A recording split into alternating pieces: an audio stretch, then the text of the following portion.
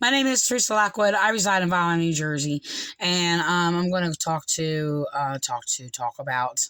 I talk to. I would actually like to talk to this dude. I would like to talk to about. I'm sorry about false pastor Brandon Lyons. And yeah, I'm even going to call him false pastor until he gets rid of his arrogance. Now, look, the thing is, he admitted he was a jerk, or he was told that he was a jerk. The thing is, he tries to act deep and humble. Act deep and humble. And he's basically presenting to be a melancholy and a perfectionist, okay? And an analytical thinker, and his analytical thinking has no depth whatsoever. I'm actually going to destroy this whole melancholy thing, and I actually encountered this I actually had people basically attack me when somebody else would sit there and say something about me being deep or whatever. And then there will be other people who will, and it was a false pastors who did this, who basically insulted me and speaking against being deep or whatever. So, I mean, I was just really relating to basically their false claims, and quoted the verse from Corinthians where it says, and the Spirit searches the deep things of God. Okay, so that's a summary. I actually had it on my other video. I actually have it opened. Hold on. 1 Corinthians 2:10. And it says, but God revealed them to us through his Spirit, for the Spirit searches all things, yes, the deep things of God. Basically, and this is basically why they were attacking me, because of my spiritual insight and things like that or whatever. And then they actually took this verse and actually just claimed it for themselves to pretend they were basically of the Spirit of God and the deep person, after they just insulted it because of their ungodly jealousy. The thing is, it was really, really terrible what they did. They're very shallow, closed-minded people. This is a thing. So I have to recognize, look, this is a thing. Brandon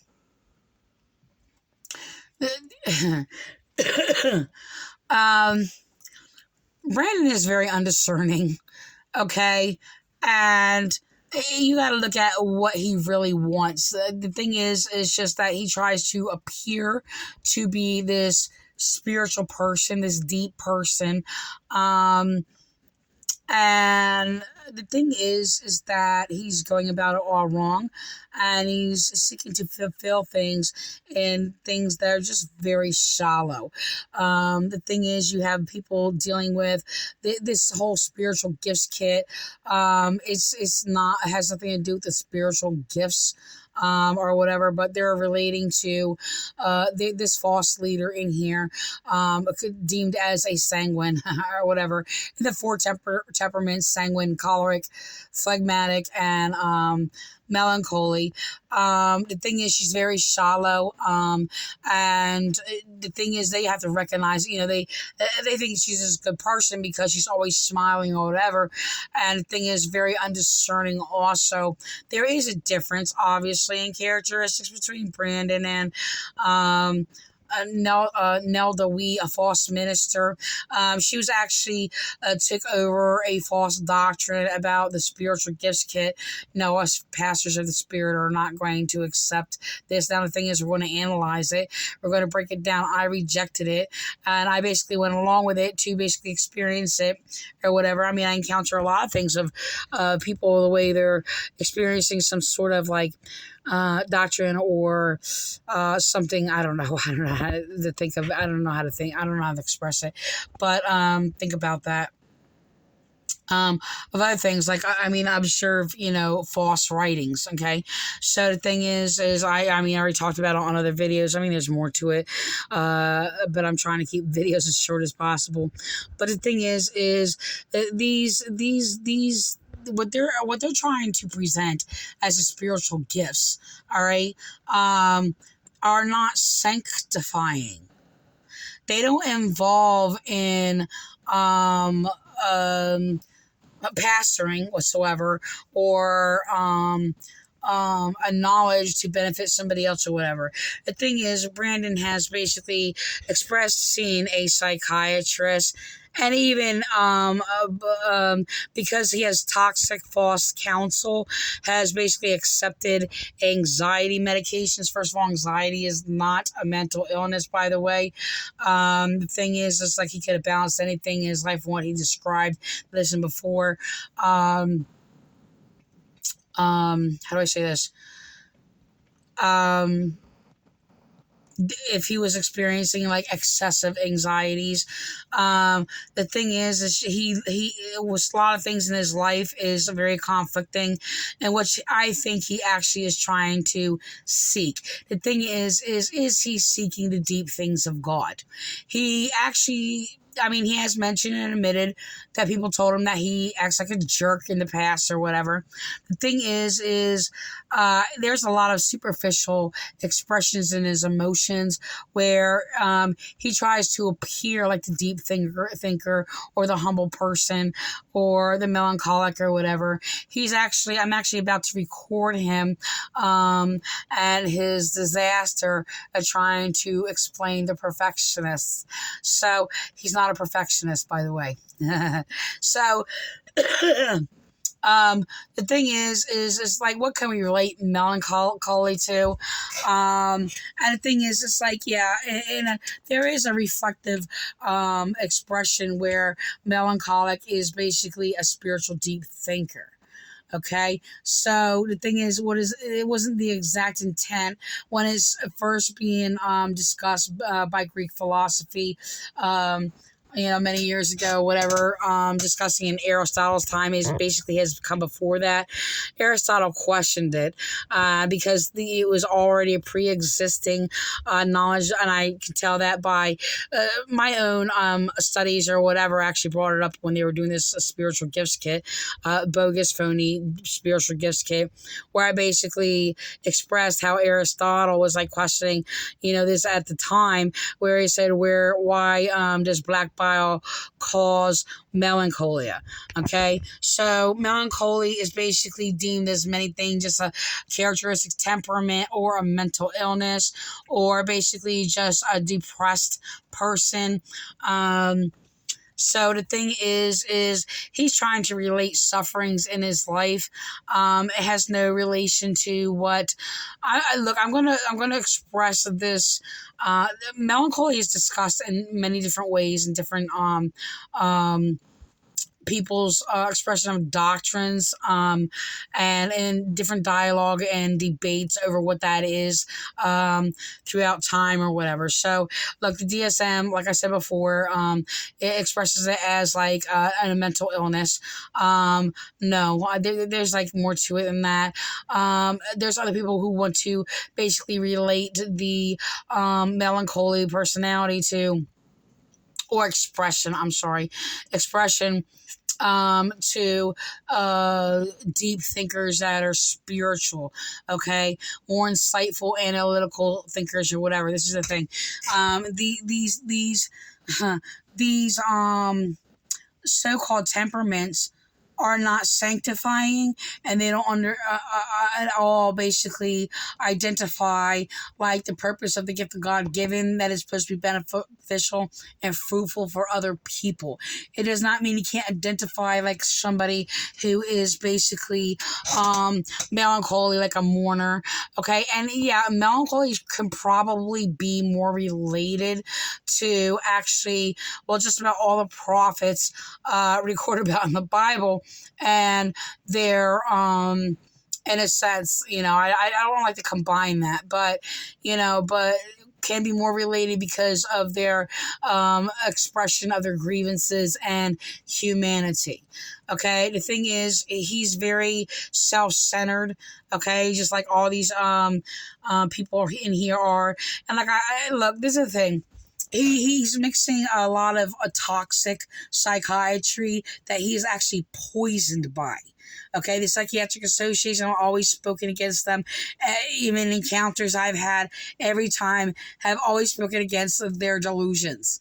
Okay, they are uninsightful. I've studied the DSM later on in life, four first, and then a five, well, actually three, and then five later. And then I basically, not too long ago, actually in the last couple of years, I actually went back and I tried to go through from the first and on up. So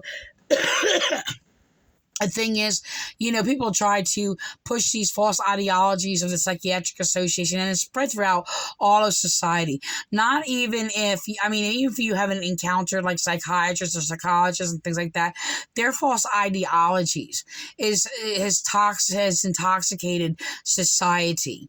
I mean, they have intoxicated and brainwashed people's minds like so bad that it's just like you can't even talk to each other. And yeah, this is how toxic it is, and how ownership of people and dumbing down people is the influence of psychiatry. And it's just like, if somebody's grieved or whatever, oh, you're mentally ill, go see a psychiatrist. And people can't even talk to each other. It's a really, really terrible thing.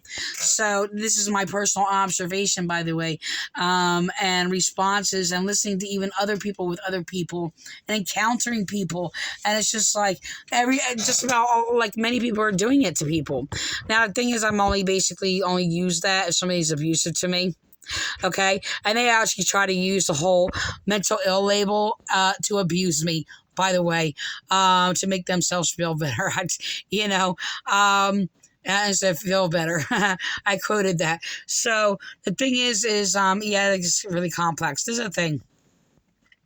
So they have these things about masks and things like that. Oh, you're wearing a mask and all these other things. And look, this is exhausting. This is exhausting. Also, the Psychiatric Association and its influences, and even this, Gift pastors is going to have people obsessing over themselves. Brandon is in this trap. Now, this is a thing. I use myself for understanding in relation to other people and who I am. I mean, I see him doing that, but he's in a toxic zone about self-obsession, and this has not been beneficial or fruitful. So he's trying to express over and over about being this perfectionist and things like that. Dude, you're not a perfectionist. You're just not. And it's like, what exactly is that really? Because the thing is that there's a war over what perfectionist is. Like, I've been called a perfectionist, and only for basically correcting somebody, for just sharing some, knowledge or whatever, and they're actually mocking it now and flipping it backwards and pretending they're basically speaking, copying my words. This is Chestnut Assembly. It's really disturbing. They're going through all the Bible passages I used against them. They're a very evil cult, by the way, trying to mirror me and a few of my words.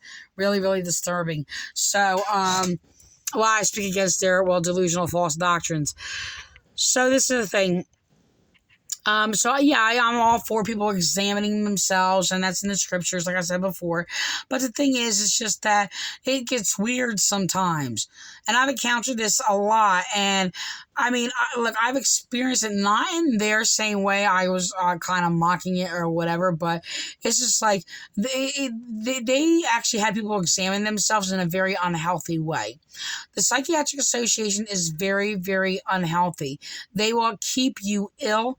They will keep you obsessing over yourself, and they'll have many other doctrines that basically cuts you off from actually seeing other people, and this is what it's meant to do.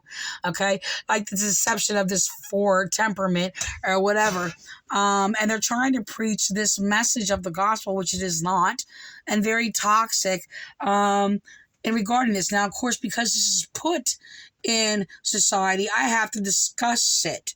Okay? It's kind of like, oh, we don't need to know that or that or that. But no, if this toxic is put in society, yes, it has to be basically presented and exposed for what it is. So the thing is that this is a thing. So I want to relate. I'm trying to overlap too much on the other video. I'm trying to, what did I say? What do I need to say? I'm just going to actually record the whole perfectionist thing. It's what my main point is.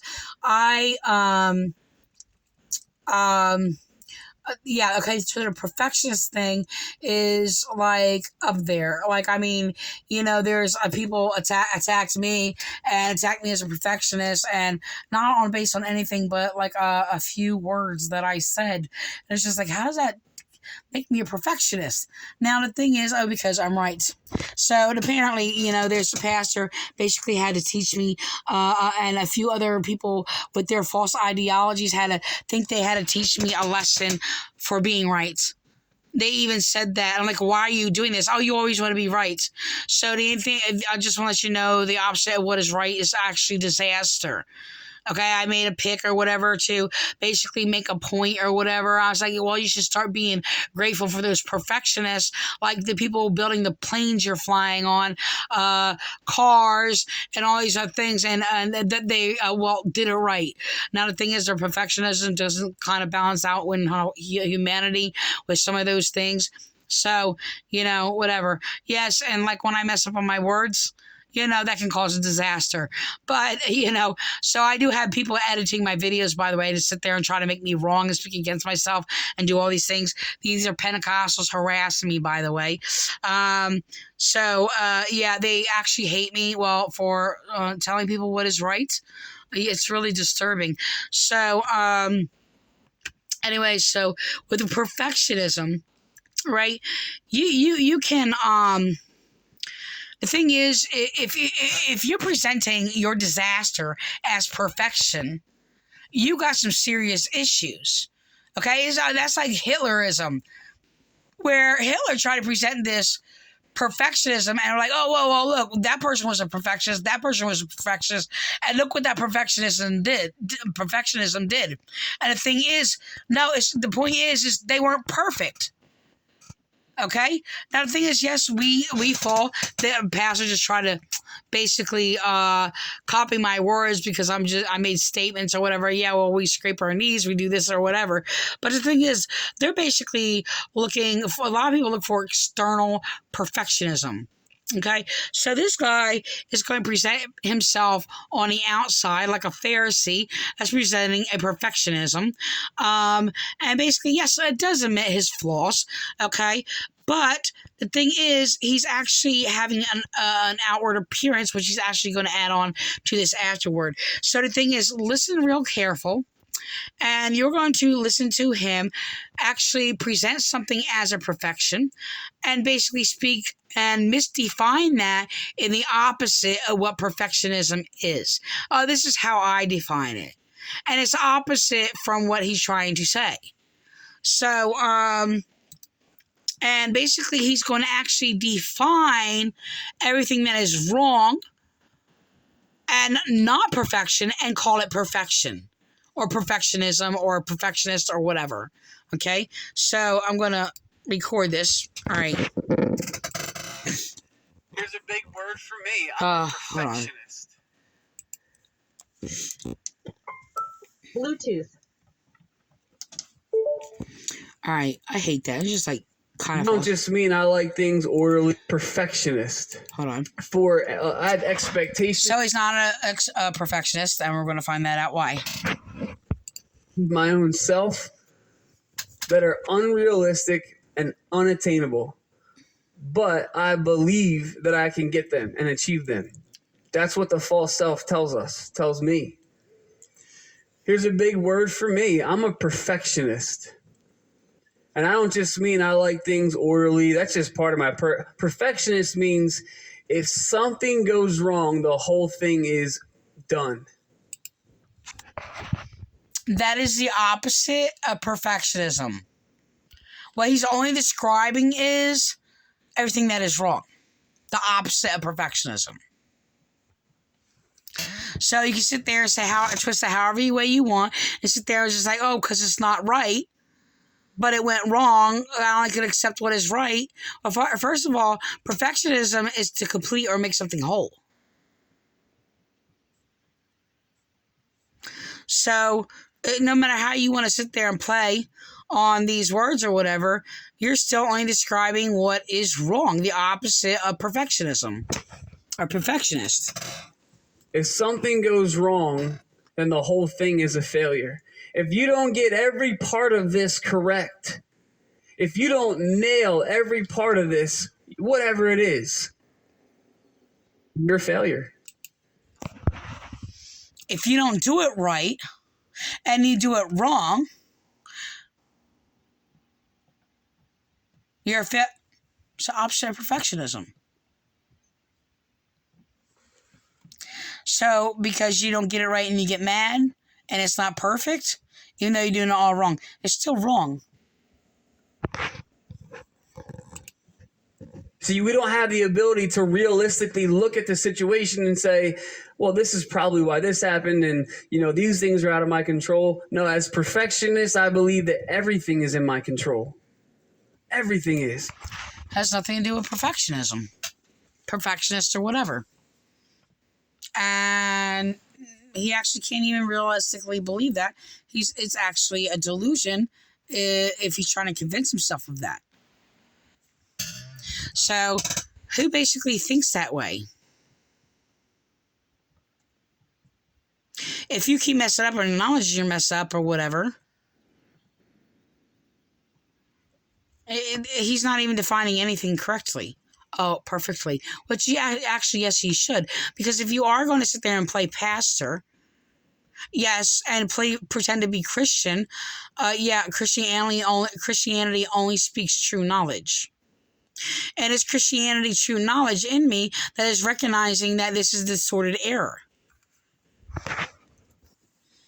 By the way, they call me mentally ill, by the way, for speaking knowledge and correcting their delusions, which their delusions is constant. So, yeah, I'm not saying him particularly, but many people in there, that's what they have done. So they want to actually destroy something that actually is perfect, and they have attacked me. Oh, you're perfect.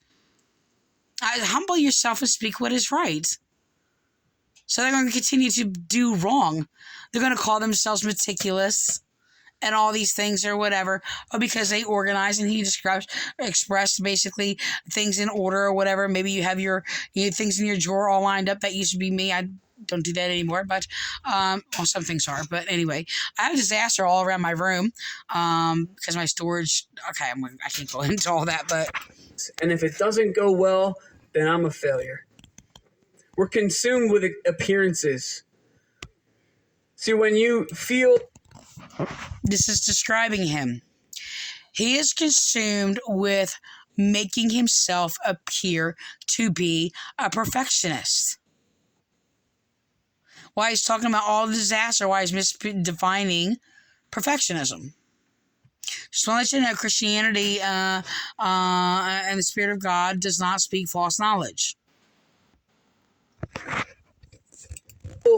Like you're not good enough, when you believe that you're not good enough, then you have to convince everyone around you that you are good enough.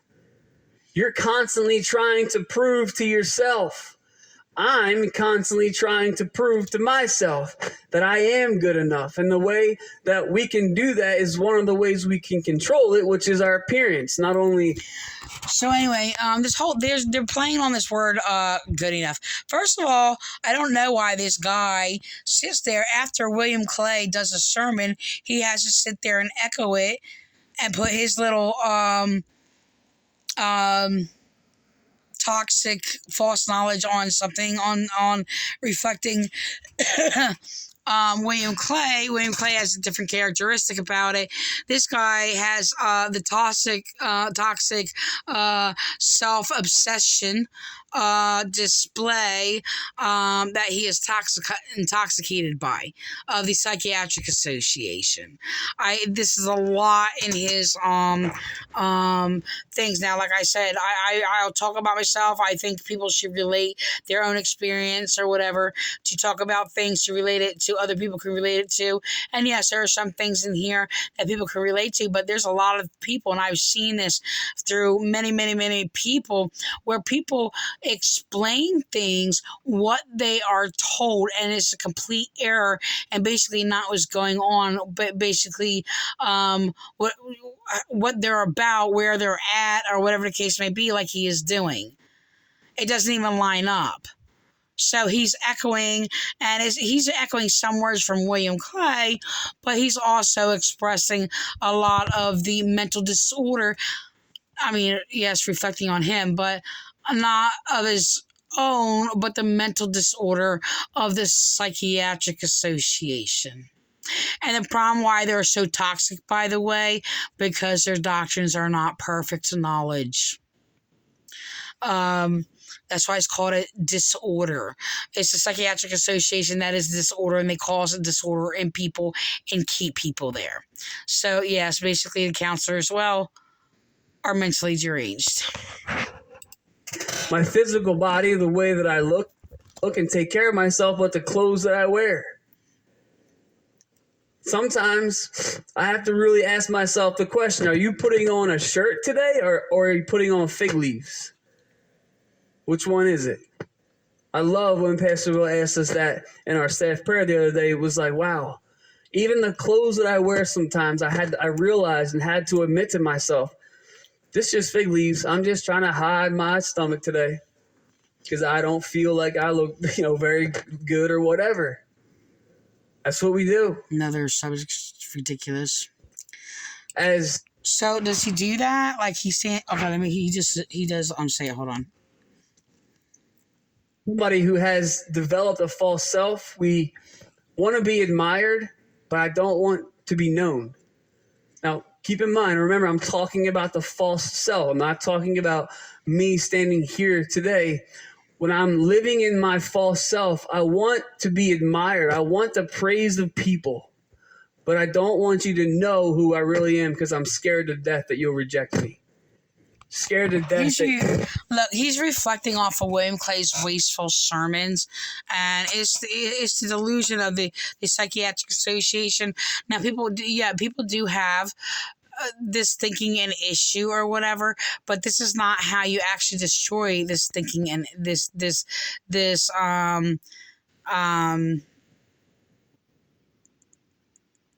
type of thinking or whatever. So I mean, it's really, really terrible. Now, yeah, I sit there like, I mean, people, I'm not saying like, look, I got a gut. All right, I got more than the gut.